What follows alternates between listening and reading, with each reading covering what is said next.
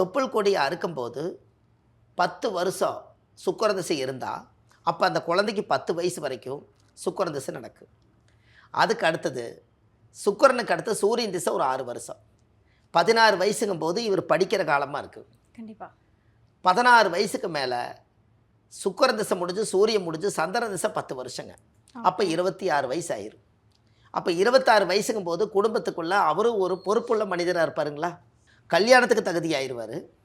ஒரு பெண்ணை திருமணம் பண்ணி வாழ்க்கையில் வாழ்கிறதுக்கு இந்த உடம்பு தேகம் மனசு எண்ணம் புத்தி எல்லாம் தைரியத்தை உருவாக்கிடும்.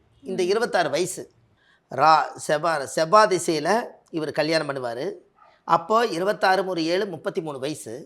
கல்யாணம் பண்ணி குழந்தை பிறக்கிறதெல்லாம் ராகு திசைக்குள்ளே கல்யாணம் பண்ணி குழந்தை பிறந்துருவார். ராகு திசை 18 வருஷங்க. 33 அதில் ஒரு 18, இதை கணக்கு போட்டால் ஒரு 51 வயசு வந்துடும்.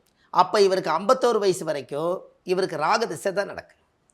அப்போ இந்த ராகு திசையில் இவர் ஜாதகத்தில் என்னென்னா இடம் வாங்கிறது, வீடு வாசல் கட்டுறது, தொழில் அமைக்கிறது, குடும்பத்துக்கு தேவையான விஷயங்களை நிறையா பண்ணுறது, இந்த மாதிரி விஷயங்களை எல்லாமே அந்த ராகு திசை தான் கொடுக்கும். அப்போ இந்த ராகு திசையில் நம்மளுடைய வாழ்க்கையில் பெரிய பெரிய மாற்றத்தை உருவாக்குறதுக்கு இந்த ராகுவே காரணம்.